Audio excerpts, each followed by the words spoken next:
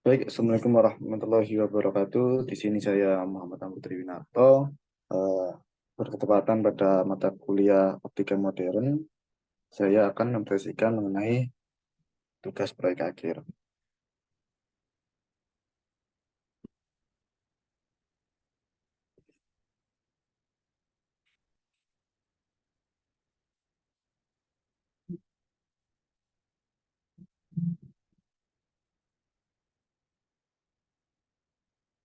Ya, baik, seperti yang terlihat pada gambar PPT kali ini, kita akan mempresentasikan mengenai tugas proyek akhir oleh saya Muhammad Ahmad Triwinarto dengan NIM akhir 035 dari angkatan 2021.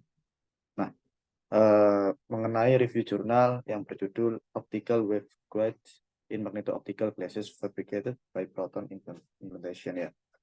Di mana untuk implementasi fenomena pembesaran fisis dalam perancang membangun alat mendeteksi perubahan intensitas dan refleksi, transmisi, material implan. Untuk latar belakang, penelitian ini berfokus pada deteksi perubahan intensitas, refleksi, maupun transmisi pada material implan. Proses ini melibatkan pengukuran intensitas cahaya yang dipantulkan atau ditransmisikan melalui material implan yang memiliki implikasi yang signifikan dalam pemahaman sifat-sifat kritis material tersebut, seperti kekuatan, kekakuan, keausan. Pada buku jurnal Optical Method for Solid Mechanics, Fulfield Approach membahas mengenai efek magneto-optik adalah sebuah fenomena yang memungkinkan evaluasi mendalam terhadap perubahan intensitas cahaya pada material implan dengan memanfaatkan medan magnet.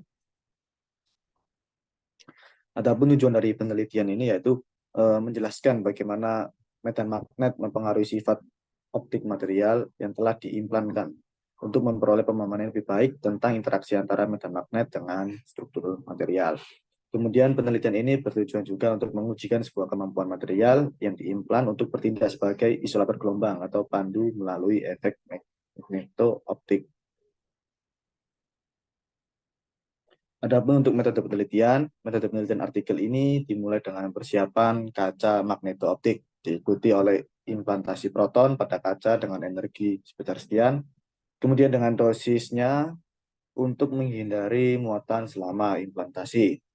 Permukaan kaca dilapisi emas tebal 2-3 nanometer. Kemudian dilakukan proses annealing, dilakukan pada suhu 260 derajat Celcius selama 1 jam. Nah, karakterisasi gelombang pandu optik menggunakan metode koneksi prisma dan ujung dengan analisis spektrum, raman, dan pengukuran absorpsi. Eksperimen ini bertujuan untuk memahami perubahan struktural dan optik kaca magneto-optik ya, hasil implantasi proton. Kemudian untuk bab 3, analisis dan hasil di sini adalah beberapa grafik ya, hubungan antara efektif refractive index dengan relative intensity of light.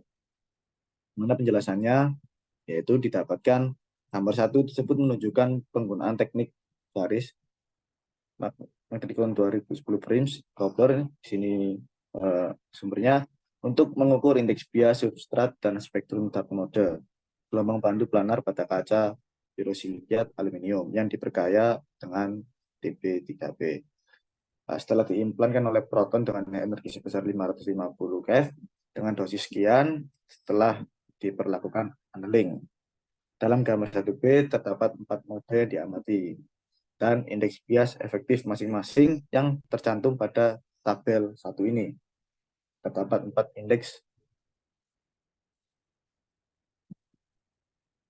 bias efektif yang didapatkan ya. Kemudian 3 celah pertama relatif tajam dan sempit menunjukkan kemungkinan mode yang dipandu. Sementara celah keempat menunjukkan pembroadenan yang cukup besar, mengindikasikan mode yang bocor. Kemudian selanjutnya, indeks bias efektif dari mode DE lebih kecil dari indeks bias substrat kaca silikat aluminium yang diperkaya dengan TB3B. Menunjukkan pembentukan gelombang pandu tipe penghalang setelah implantasi proton. Gelombang pandu yang diimplan ion memiliki ketebalan beberapa mikrometer.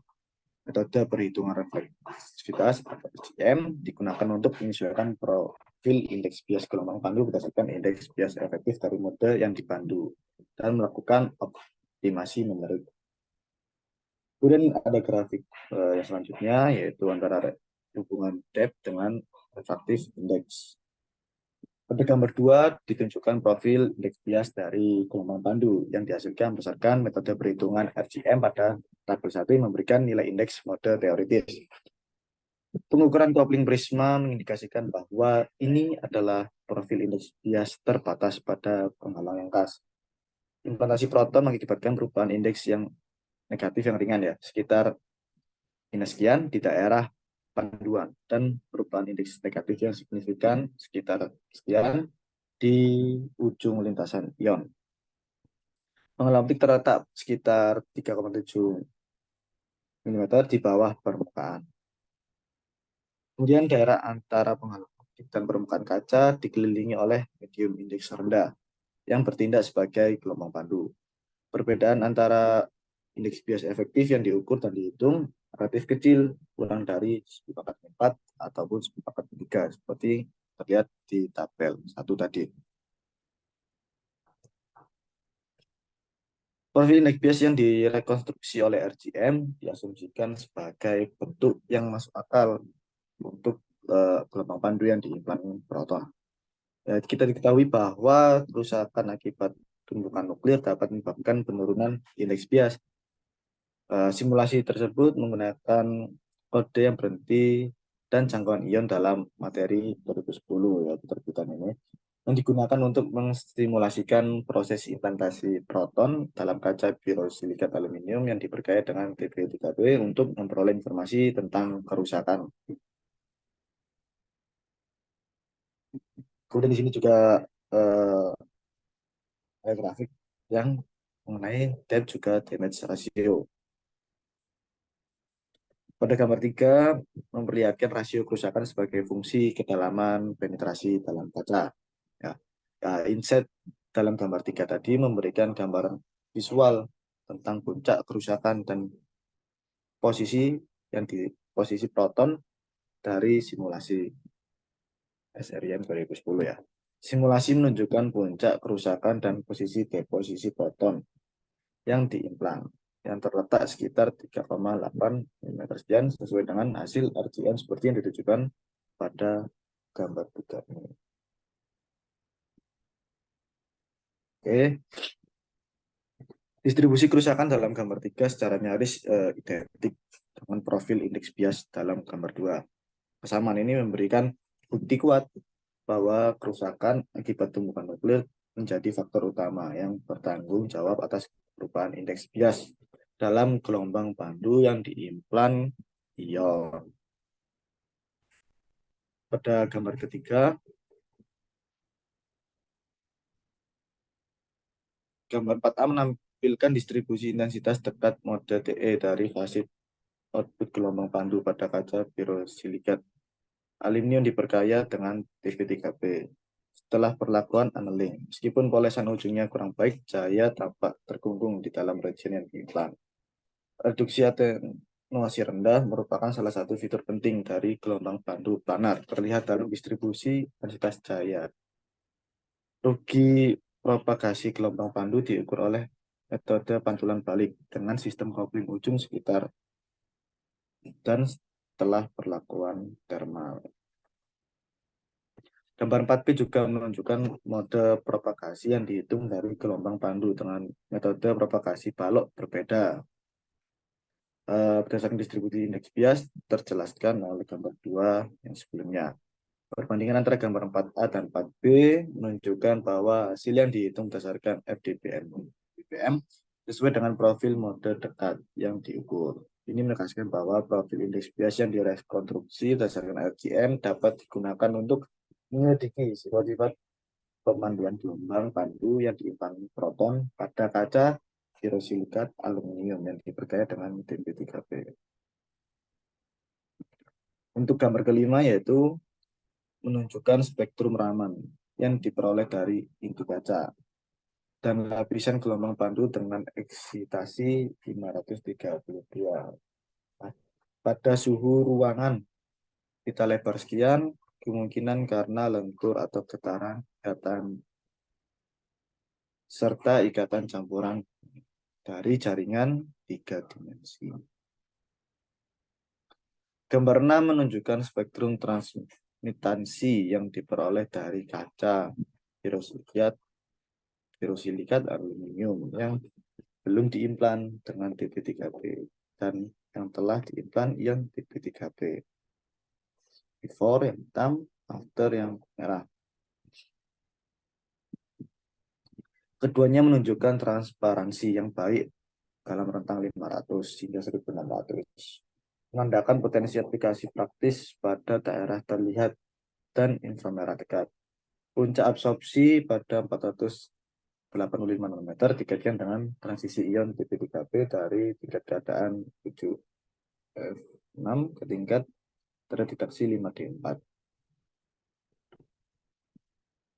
Penting dicatat bahwa spektrum transmitansi sebelum dan setelah proses implantasi proton hampir sama, yaitu menunjukkan bahwa proses implantasi memiliki sedikit pengaruh pada properti transmitansi. Kemudian pembahasan penelitian ini menggambarkan temuan penting terkait dengan gelombang pandu dalam material yang telah diimplan dan dampak interaksi medan magnet pada sifat optiknya. Berikut rangkumannya, yaitu yang pertama, pengukuran dan identifikasi mode gelombang pandu. Untuk garis M-line metrikon pada prisma Koppler memungkinkan pengukuran indeks bias substrat dan identifikasi 4 mode gelombang pandu dalam kaca aluminium biru borosilikat yang diperkaya DP3B setelah dilakukan implantasi proton. 3 mode pertama menunjukkan karakteristik mode yang dipandu dengan tajam, sedangkan pada mode yang keempat menunjukkan karakteristik mode yang mengalami kebocoran.